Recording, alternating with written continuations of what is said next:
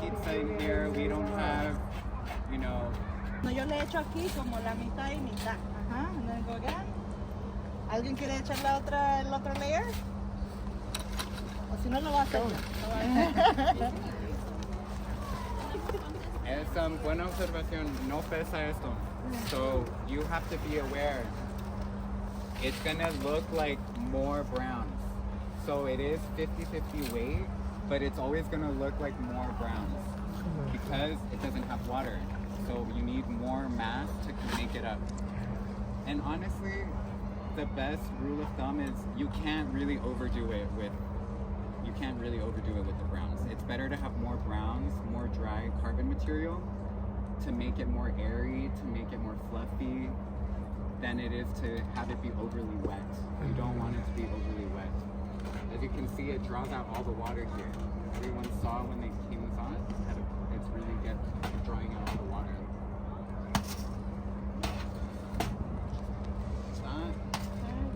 You can just add it on.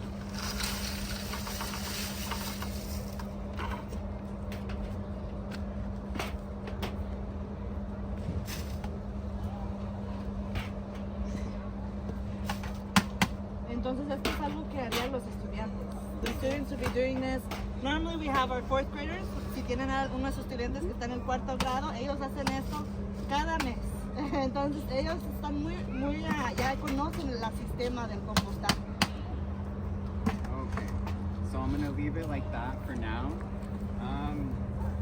Once you start exploring compost, you notice that there's gonna be a lot of different things that you can do to make it go better. There's different microbes that you can add that make it even go faster, like bokashi. You can use vermiculture, which is the use of earthworms. We have that also here.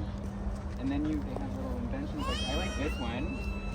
If you're just doing like a bucket style compost to aerate it, to make it easier, you can just stick it in and then it like aerates it. So that's something that you can do. If you don't have a bigger space, you can just do it. So I'll leave that there, I'll leave that there. Also, I wanted to show this other contraption. This is a tumbler. You just put in your compost material here, and then in the spinning end, that is adding air. And so that's just put it there. And I think just to finish with this portion of it, we'll show you in the back where we have our whole operation. See all the browns that we have going on here? Yeah. And so this is like the fresher pile, right? So you can kind of just see from afar. And then here, this is like the almost already. This is almost completely decomposed. You can see how it just smells like pure earth. You know what I mean? So this we actually use in our garden over there. Everywhere, really. And you know, it pays for itself from beyond. Like, to buy this is so expensive. And not only that, but it increases the nutrient quality. Like, you get more nutrients in whatever you're eating just because it takes it from that soil.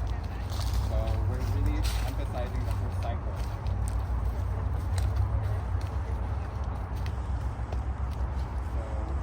Just wanted to show you this. I mean, this is like the more workshop section.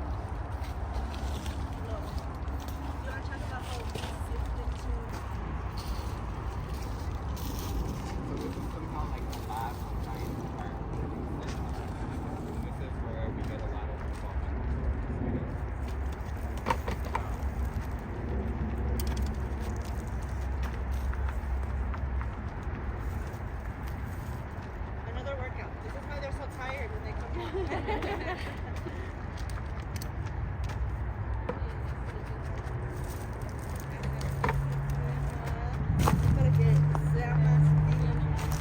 Porque todo lo que es los pedazos grandes los metemos para atrás para que poder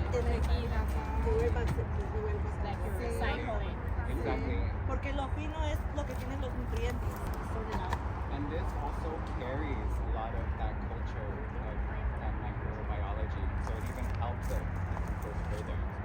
So the cycle is going. So then you get the final product.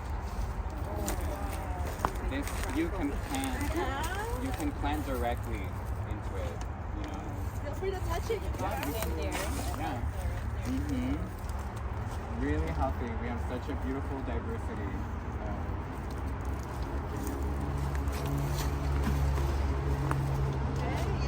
Okay. Entonces ya vieron cómo you all saw how we do it here in the garden. We have one more activity that'll help. Hopefully you have this conversation at home. Maybe you start your compost. But this is a small treat that you can do at home. So we're gonna head over there back to the tables. We're gonna do a compost parfait. Maybe you've seen it. So we're gonna have our yogurt in the bottom. Our browns are going to be our granola. So I got a chocolate one because it looks like our browns. But we also have a regular one that's just like regular granola. And then our greens, right? All of our living ingredients, our leftover food. It's our blueberries, our strawberries, and our bananas. And then another key component of our composting is all the decomposers. So we're gonna have some gummy worms at the very end because they're just as important. But you can assemble it and it's a very nutritious snack. I think it's fun. It's a great way to start the conversation of composting. Your students are gonna be familiar with this already because of cooking class and garden class. And so maybe it'll be just a great transition to like, we're gonna do it at home. What do you think? And so feel free, we have the cups, spoons, we have yogurt right here, and then the gummy worms at the very end, okay? Feel free, thank you. And then if you have questions, this is a perfect time to ask them while you're going through the line. We're here for anything, any advice, any questions. And then do you want to talk about Yeah, and then we also have little gifts for you. We have compost bag liners. So you can compost with anything at home. You don't need a fancy setup like how we showed you. So these liners are to help you get started with your composting journey. We also have sweet mace flowers and mugwort for you, just because they smell so good. And just to remind you that compost isn't smelly or scary. It's a really sweet and awesome way to get started. And yeah, so once you're done with your granola or your compost parfait, we'll gift you these. Because they're compostable, so these, but you don't even need them. I mean, I never use them, I just dump it out and it goes by quicker that way. But just to get you started. Did everyone get And then, if you didn't get a pamphlet, we'll have some over here on this side.